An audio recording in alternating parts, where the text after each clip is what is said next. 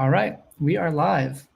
We are live. Hey, it's been a while. Good to see all of you. You know who Daniel Horine is, the artist and owner of Popfly Pop Shot.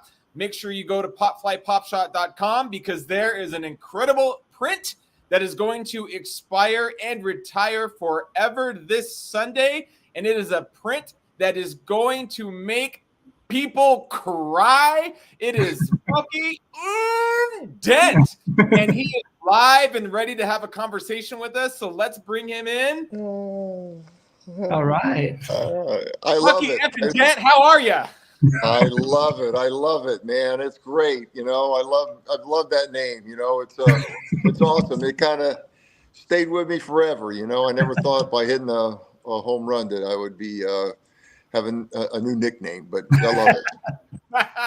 Well, we can't wait to hear maybe some nuances of that amazing incident today that we may not be aware about. Let me reset the stage, though. If you're not sure what Popfly Pop Shop is, once a week or so, Daniel will create a baseball-inspired comic book style print, and then it is retired forever. There is an autograph inscription option, and Mr. Dent, I've heard there is a inscription option where you're actually going to sign it Bucky effing Dent. Is that accurate? Absolutely. I would love to sign it, Bucky effing Dent. Now, I need to know for clarification, is this the censored effing Dent or is this the whole salami effing Dent? Whatever you want. All right. Well, Daniel, can you show this print? And I would love to hear. Oh, and by the way, if you have a question you want to ask Bucky Dent yourself, go ahead and submit that question. And if Daniel goes to it, you'll get a Popfly surprise. First off, Bucky Dent, did you read comics growing up? Did you have any interest in comic books? Oh yeah, I read comic books. I didn't really save them, I mean, back then we didn't really save them, but yeah, I read quite a few comic books. I mean, they were cool, and I was just telling my wife, we were driving home, I said, in all the years I never thought I'd be on a comic book, I mean, but back then growing up, it was like, wow, these are really cool, Well, I never thought I'd be talking to you, so here we both are. Now, I'm curious, as you read comic books, maybe as a kid or a teenager, did you gravitate more towards the heroes or the villains? Oh, the heroes. I loved the heroes. Yeah, I hated the villains, but yeah, I mean, back then it was Superman and, the Masked Rider, or, all kind of different heroes, that you could fall in love with. It was pretty cool. Awesome. So given that context, Daniel, can you share about your inspiration? Because sometimes you'll do a baseball cover that is less comic booky than others, and this one seems to be definitely leaning into the comic book style.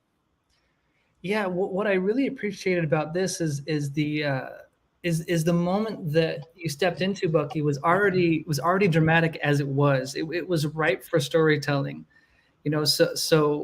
So it was already a high stakes, high pressure, rivalrous. I don't even know if that's a word or not, but the rivalry going on, and then to kind of stand on the shoulders of something that was already tense and dramatic and high stakes, and then to have a moment like that, it's unscriptable, and I think it really lent itself to the larger than life, like kind of visual language of comic books. So I've been waiting to do this one for a long time, just because of all those elements that were in there went into just make this perfect moment. Oh yeah, there was a lot of tension, a lot of pressure. One of the greatest games ever played. And right from the beginning, you could feel the electricity in the crowd. And I've always said, as a kid, growing up in the backyard, wanting to hit a big home run, I always wanted to be Mickey Mantle, and then to be in a moment like that, it just magnifies it even more. You don't think about it at the moment. You just are thinking about the moment of, what I have to do as a hitter, and, to hit a home run in a big moment like that, it just made everything, all your dreams come true. Now, leading into your story and the cover together, Bucky, what are you more to yourself? Are you a Yankee hero, or are you more of a villain to Boston?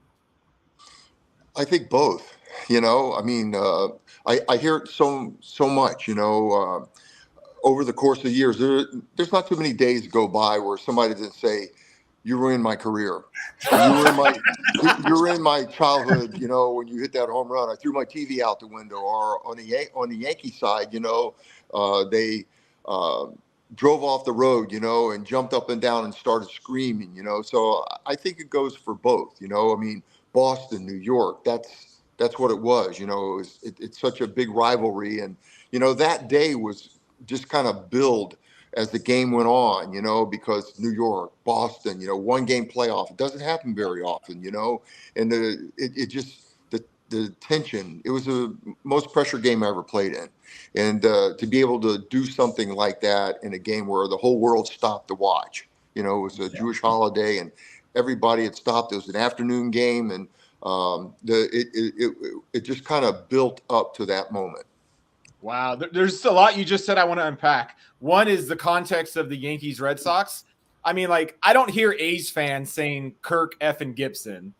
No, And so it's no. the whole context is it's the Yankee Red Sox story. Like, if you did that off the Royals, big deal, but not legendary. Yeah, you know, I mean, you're talking about Boston, New York, the Bambino getting traded. You know, I mean, the two teams didn't like each other back then. You know, it was more of a really big rivalry because of that. You know, you didn't change teams a lot, so you play them every year and pretty much the same guys. So, you know, that hate. Plus, you played them in the minor leagues. You know, a lot of guys, you know, played against each other in the minor leagues. So, you know, with all that plus New York, Boston, it was all for a classic game, and it was.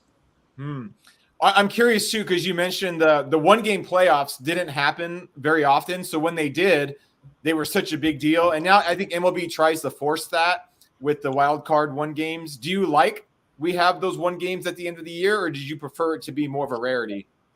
I don't like all a bunch of wild cards. You know, I mean, it diminishes winning the division. And back then, what made it so dramatic is it came down to, okay, the last day of the season. If we win, we don't worry about it. We lose and they win, we're in trouble. And that's what happened. We lost, they won 162 games, and now you got to go play one big game for all the marbles. And, you know, I think that's what makes it so special back then, you know, is that one game playoff where, you know, you win the division and you go on, you know, after 162 games, you know, with all the wild cards, they're trying to do that, but it's really not doesn't have the same magnitude as it did back then, I don't think. Well, we are here live with Daniel and Bucky Dent. Can you show the cover again, Daniel? This is only available until Sunday. There is an autograph option and there is an inscription option where he will get down and dirty and write what you want him to write. Daniel, are there crying Boston fans in the background of this print? If you look behind this heroic moment, there's a bunch of faces that kind of represent the spirit of Boston, very angry and sad. You know, there's some Boston hats that you can see there in the background. So it doesn't necessarily represent, you know, the 78 team or anything like that, but it's sort of just the spirit of Boston, past and present, the continuation of the curse of which Bucky Dent was the vessel to continue on into the future. So yes, behind a happy Bucky Dent, there is many sad Bostonians. There's a lot of detail into this. You know, I've studied it. You know, you even got Mickey Rivers' name on the bat. I mean, little things like that. I mean, that just stand out, and I think it's really cool. Just Thanks. Really, yeah, it's awesome. Yeah, you know, 78 cents too, right? Yep. And written in a Boston Red Sox type font there. Yeah. You know, and just all these little elements that go into making it such a unique moment. You know, you had fouled the pitch off your foot right before that. You had a brand new bat in your hands of another teammate. Like, all these ingredients don't add up to the outcome of this heroic home run, but there we are. It's just so amazing. Yeah, it is. And I love it. I think it turned out really, really great. And like I said, to be on a comic book all these years after being a kid, I think that's pretty special. Now, I'm curious, Mr. Dent, like, what percent of the whole Bucky F and Dent, was it playful? with like Red Sox Nation saying, you got us? And how much of it was like, you cannot eat at a restaurant in Boston because you are actually I didn't have that. Never got thrown out of a restaurant, you know. Okay. They kind of growled at me when they brought the food, but you know, I mean, you know, they never really threw me out of a restaurant, you know. And you know, the story was that Don Zimmer was the one that kind of really called me that name. You know, I mean, Don was a great baseball mind and a great guy, and he had a great sense of humor, and he could tell stories the best with anybody. And I guess him and his wife were driving home after that series, and he stopped in the mountains and got out of the car and just walked over and screamed, "Bucky effing Dent." Here I am, you know, here I am. And, you know, I love it. You know, I mean, it's pretty cool. Did that shift after they finally won? Like, did they kind of laugh with you, or did it soften anything? Well, I think it softened it a little bit because of all the years, you know, because you got to remember, you know, the curse of the Bambino, you know, and Yankees kept beating them and kept breaking their heart. And finally they broke through. And I think it softened it a little bit, but for the generation back then, you know, for all the people that really never got a chance to see the Red Sox win a World Series, I think it was still, you know, I hate those Yankees and that Bucky effing Dent, you know. So, I mean, I got a lot of that. Still from the old timers. I get it. Yeah, I mean, if you had a 5-chapter of the mythology of the curse, I mean, you're definitely one of the top 2 or 3 on there. I mean, you got the Pedro, who's my daddy chapter, and you got Bucky Dent front and center. And that's just a really the coolest narrative ever in the history of baseball. You are there front and center. Yeah, and like I said, you know, back in the 70s, those two teams, they really didn't like each other, you know. I got my first taste of it when I got traded over and went to Boston because I heard about it. Well, I got the taste of it when we went into Fenway. You know, you hear people yelling, you know, throwing nickels and dimes and darts and everything, you know, everything, you know, and calling you all kind of different names. And, you know, and plus, you know, the two teams, you know, like I said, a lot of those guys played against each other in the minor leagues.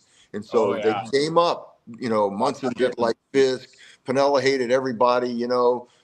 Nettles broke Bill Lee's shoulder, you know, in a fight, you know. So that kind of carried over, and it was always a lot of tension in when we played. Did you say throwing darts? Oh yeah, yeah. Chambliss tells a story that, you know, he's standing on third base and he was standing there, and all of a sudden he went, "Ooh." You know, and he looked. And there's a dart stuck in his arm. Yeah, but I think Mickey used to wear a hard hat in center field because they used to throw all kind of things at him out there. Wow. Out in Fenway. Oh yeah, and that's even before they had the seats at the Monster. Then I can't even imagine back then if there were seats when we played. Oh my goodness! Yeah, holy cow! Yeah. That's what. I'm sorry. Go ahead.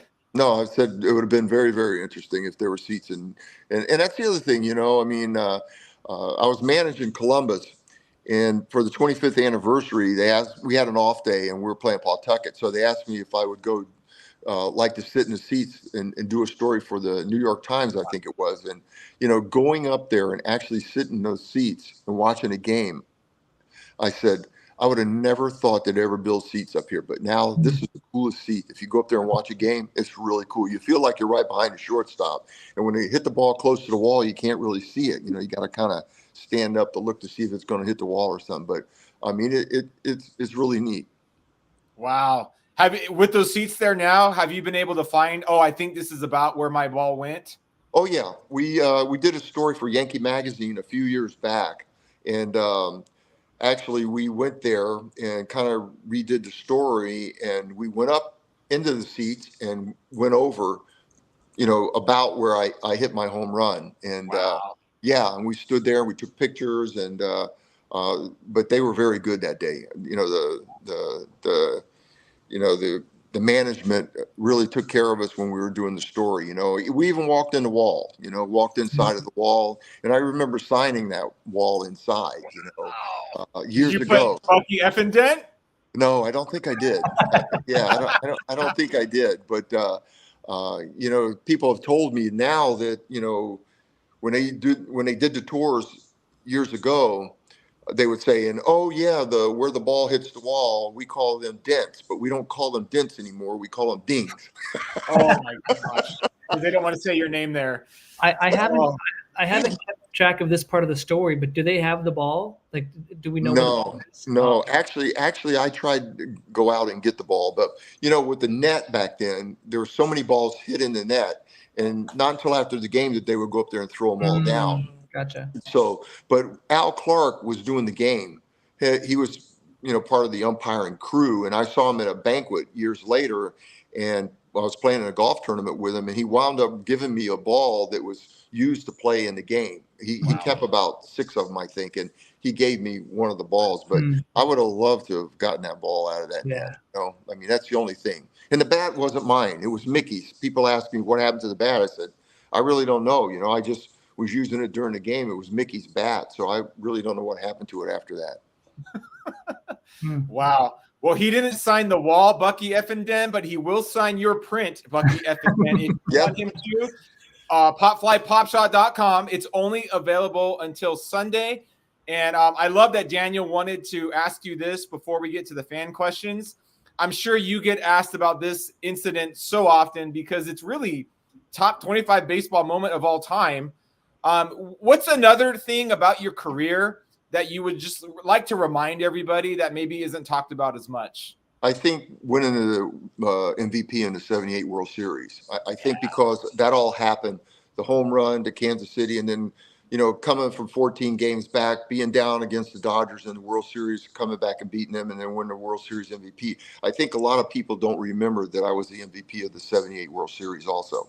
So that's one thing. But it was quite a 3-week run there, from Boston to Kansas City to winning, the World Series and doing what we did in '78, coming from 14 games back.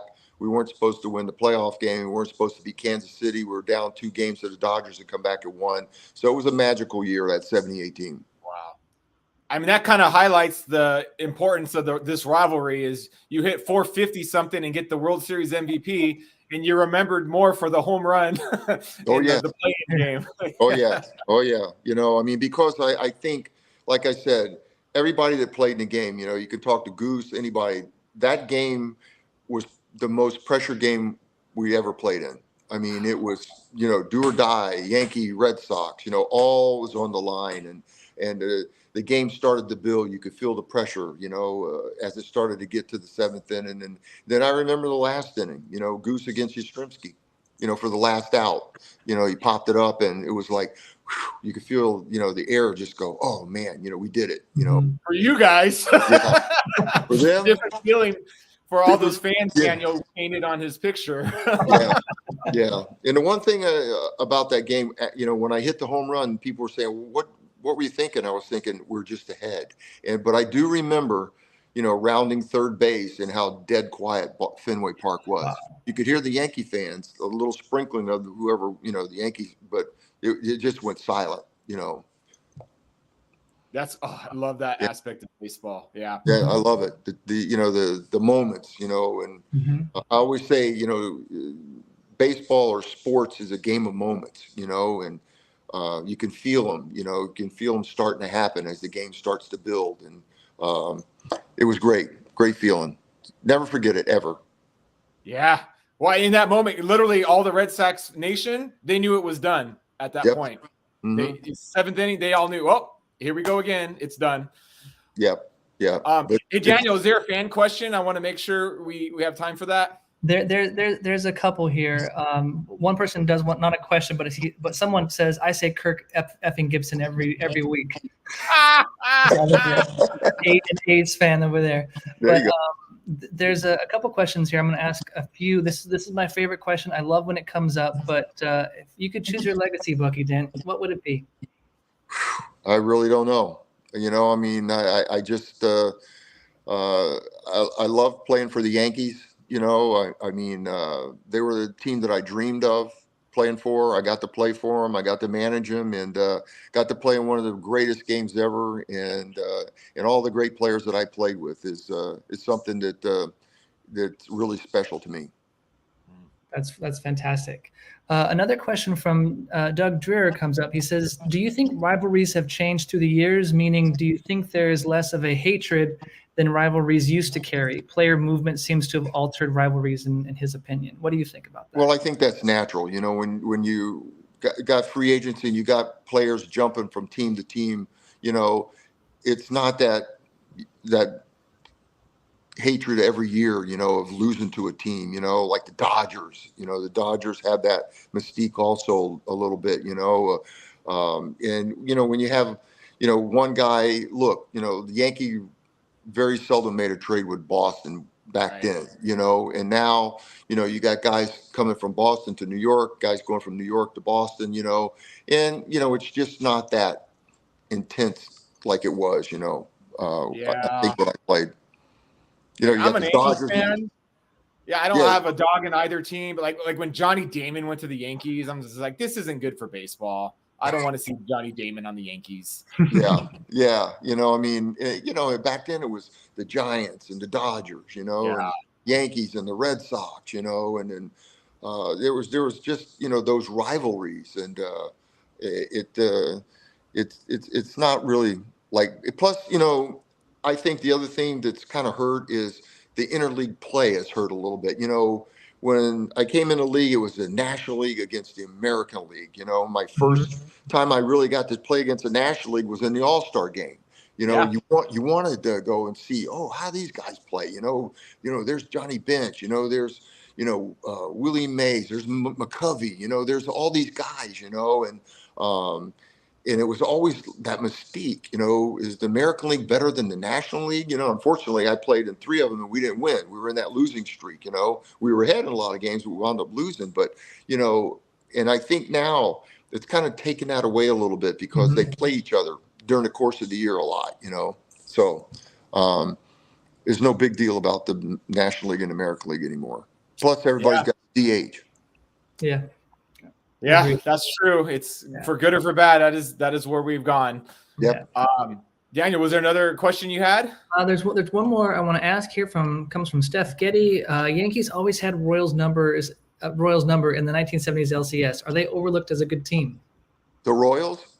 Yeah, 70s Royals. No, the Royals were always a good team. You know, when I came over, you know, I remember when I was with the White Sox, seeing Chambliss hit the home run to beat them in that game, you know, the final game. And then, you know, playing them, the Yankees played them 76, 77, you know, 78. And then finally in 1980 for the Royals, I thought we had one of our better teams and they swept us in the playoffs. You know, they beat us 3 straight, but they always had really good teams. They had a combination, you know, they were built for that AstroTurf, you know, in Kansas City. Whitey Herzog did a great job. You know, they had speed, they had power, you know, they had pitching, you know, they just couldn't beat the Yankees back then until 1980. They finally broke through and beat us. You did have more Rookie of the Year votes than George Brett did. Just saying. I noticed that today. Well, he's a Hall of Famer, but that, you know. And he also has a pop fly as well. So Daniel, can you throw that print one more time for today? Get your copy of Bucky effing Dent. If you're a Red Sox fan, you could throw your own dart against it in the spirit of we learned today. Put a big bullseye right on me, baby. Put a big bullseye right on me, you know. He'll sign it Bucky Dent. He'll sign it Bucky effing Dent, whatever you want. Just try to communicate that, and we'll serve you the best that we can. It is retired forever this Sunday. Daniel, I love it. Like, we all want the King Griffey Jr. print. We're waiting for it. But these stories of baseball that you say so often, no one could write this stuff. A great fielding shortstop who's going to make every routine play possible hits one of the best, most important home runs ever in the history of Fenway Stadium. That is the beauty of baseball. And he's right. You can hear the tears in that video as they know the curse continues on. And that is your chapter of baseball, Bucky Dent. Thank you for that moment. And thank you for giving us your time. And thank you for the great print. And thank you for having me on today. That's this guy right here. Yes. And Daniel, great job, man. Super. Thank you, Bucky. I appreciate it. All right. Take care. Take care. Dent. Woo! I love hearing the players like and appreciate your art. That's, I think, my favorite part of doing this. It is still surreal. Bucky's print is the 177th one I've done, and it's still new every time, just to have them enjoy it. I think of the person who said the Kirk effing Gibson. Like, we all do have that player. Like, I think mine would be Sid effing Bream. Although that's him hobbling around the bases as Barry Bonds lollipop the throw, couldn't get out a crippled Sid Bream at home. And that's one I hope to capture too. It's like the slide, you know. It's leave me out of it. Leave me out of that one.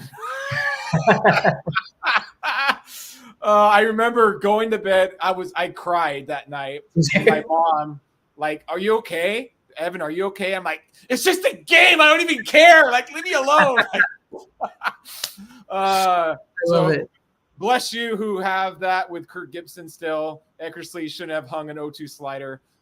Daniel, who's your effing player? Who's the guy who hurt you so much as a child? You know what? He doesn't deserve it, but I'm going to say it's going to be David Justice, because not knowing the context, he is who replaced Dale Murphy out in right field when he left for the Phillies, and having no context at that time that Dale wanted to leave the Braves, needed to leave the Braves, and David Justice was just the person to fill the shoes that he willingly left. You don't know that when you're a kid, and it's like this guy. Who's Dave effing Justice? You know, we brought that up when we talked to Dave Justice a couple of years back. You know, and that was a hard pill to swallow. Now it's just fine. Now he's no longer David effing Justice, but at the time he was. Yeah. In fact, anyone who's watching, even if put your comments in. Who's your effing player? Yeah, I don't know. They're all number 2 and later though. Like Bucky Dent is number 1. He is the grandiose. He is on the Mount Rushmore of this story, and I just love it. It's too many perfect pieces of just who. I mean, even Kirk Gibson was a home run hitter. That's who he was known for, and Bucky Dent was the good fielding shortstop, batting 9th. And it still stings with the Red Sox Nation. And I love that. And because they have won, I think they are able to look at this with a little bit more fondness. But I bet there's still people who can't.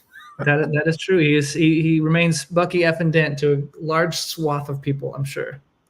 Yes. And there's one thing I was thinking about. As I was making this too, is just the dual nature, kind of the villain, the hero, the dual nature. There's a little nod to the Incredible Hulk on this piece. Is he the herald of heroes or the harbinger of heartache, or is he both? You know, Hulk number 1, famously, also in gray, Hulk number 1 also famously said, you know, is he man or is he monster or is he both? So this narrative was so comic booky just from the jump that just kind of just came out. The story told itself. The print made itself. It made it really easy having a moment like this. Yeah, I loved hearing him talk about that, where clearly he is both. I think he answered your question. And he had the Yankee emblem on his shirt. So I love that his passion isn't just, I smashed the Red Sox dreams. It's he did it for the Yankees. He did it as a member of the Yankees, and seems like that's still really important to him. Totally. We have a couple answers too of their of the effing players. We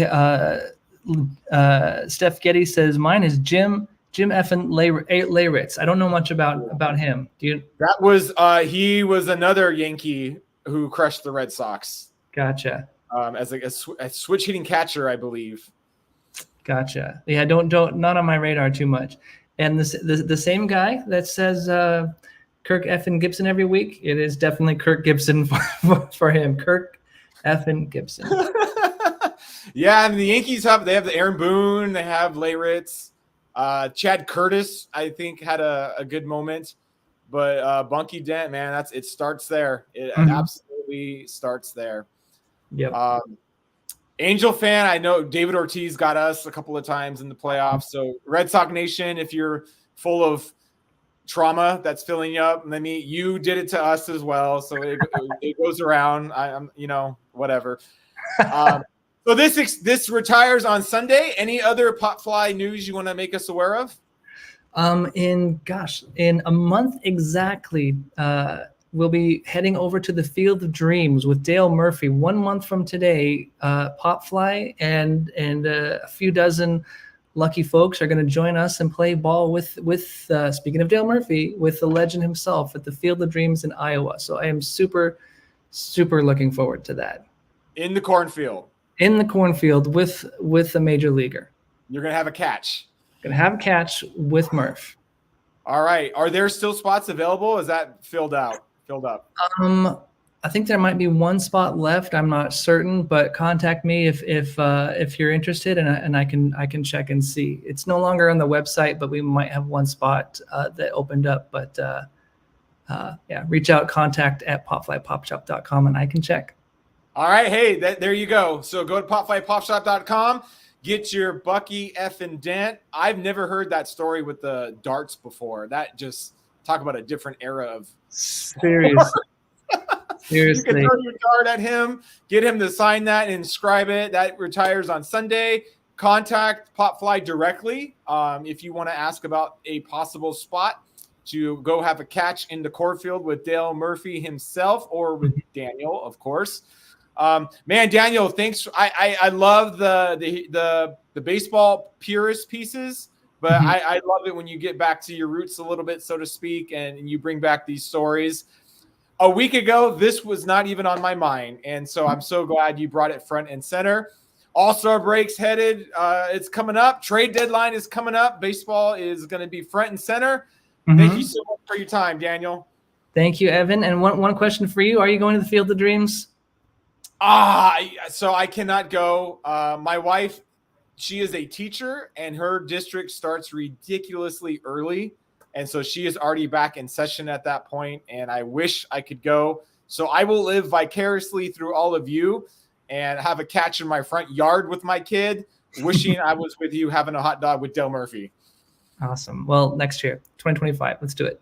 Yes. All right. Well, thank you, everyone. Thanks for tuning in, and we had a great turnout, and appreciate you making time during your lunch hour or wherever you may be. See everyone. Bucky effing Dent!